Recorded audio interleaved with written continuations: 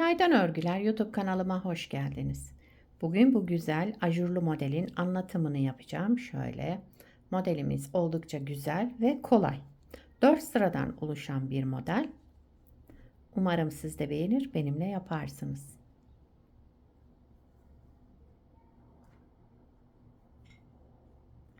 Yapım aşamalarına geçmeden önce kanalıma abone değilseniz abone olup videolarımı da beğeniyorsanız beğeni yapmayı, yorum yapmayı, beni desteklemeyi unutmayın.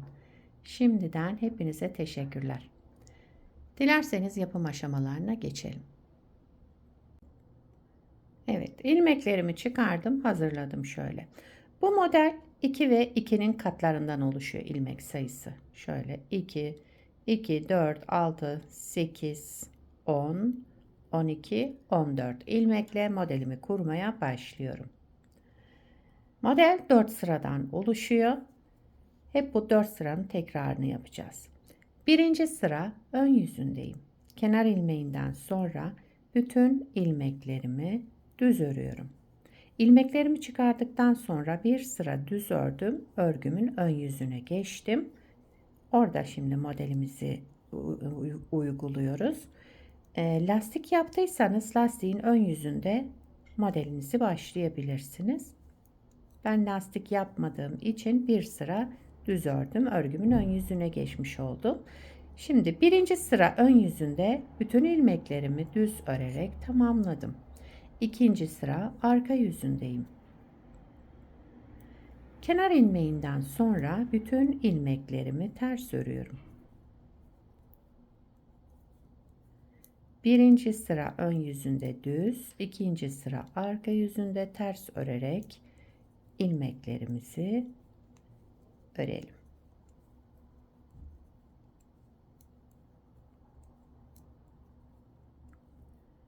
Kenar ilmeğimi de düz ördüm, sıramı tamamladım. Üçüncü sıra ön yüzüne geçtim. Kenar ilmeğinden sonra bir artırma yaptım. Şu şekilde sıradaki iki ilmeğimin ikisini bir alarak düz ördüm. Tek ilmeğe düşürdüm. Bir artırma, sıradaki iki ilmeğimin ikisini bir alarak düz ördüm ve kestim yani. İki ilmeği alıyoruz, tek ilmeğe düşürüyoruz düz örerek. Önce bir artırma, daha sonra iki ilmeği bir aldım, düz örerek kestim.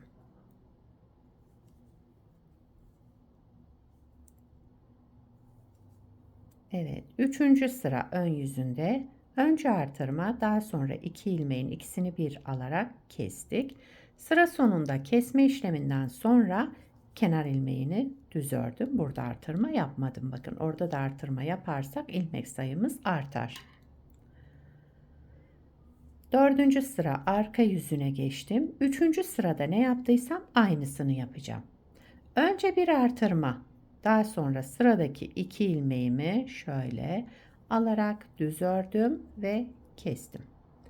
Bir ilmek artırma yaptım. Sıradaki iki ilmeğimi düz örerek kestim. Bir artırma, sıradaki iki ilmeğimi düz örerek kestim.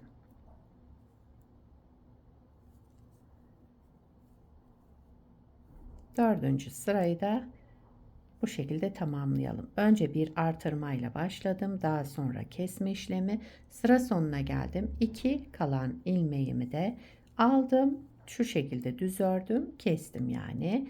Daha sonra kenar ilmeğimi ördüm.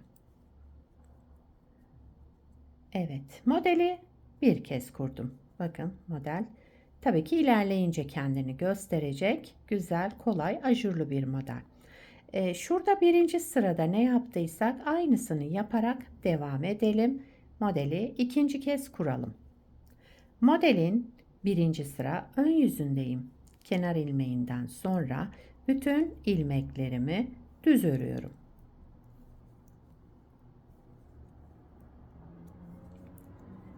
Birinci sıra ön yüzünde ilmeklerimizi düz örerek devam ediyorum.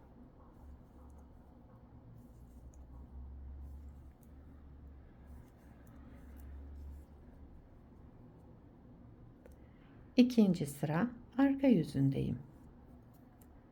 Kenar ilmeğinden sonra bütün ilmeklerimi ters örüyorum.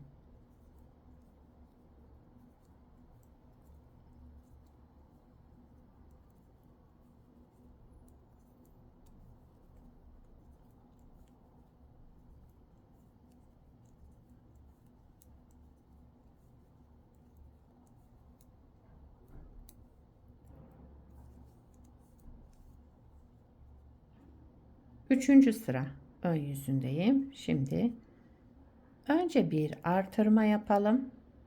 Kenar ilmeğinden sonra bir artırma, sıradaki iki ilmeğimizi düz örerek sola doğru keselim.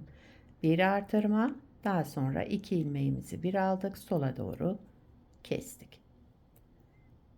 Üçüncü sıra ön yüzünde ilmeklerimizi böyle çift çift alarak kesiyoruz. Aralarda birer tane artırma.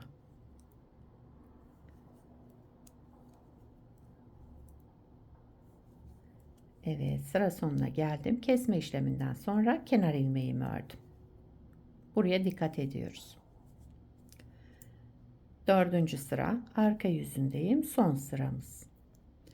Kenar ilmeğinden sonra bir artırma, sıradaki iki ilmeğimin ikisini bir alarak düz ördüm. Bir artırma, sıradaki iki ilmeğimin ikisini bir alarak düz ördüm. Şöyle. Önce artırma, daha sonra iki ilmeği bir alarak düz örelim, yani kesiyoruz. Önce artırmayı unutmayalım.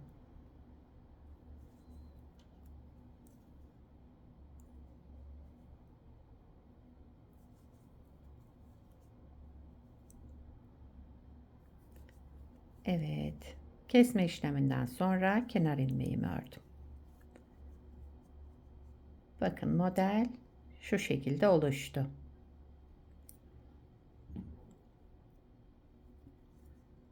Burada lastik uygulamadık.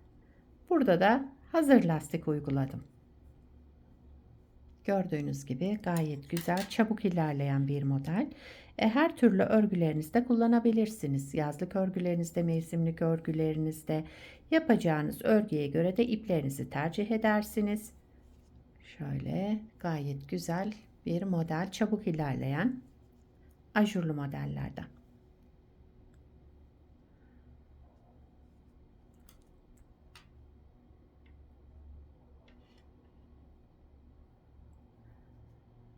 Yapacak olanlara kolay gelsin. Bir sonraki videoda görüşmek üzere. Hoşça kalın.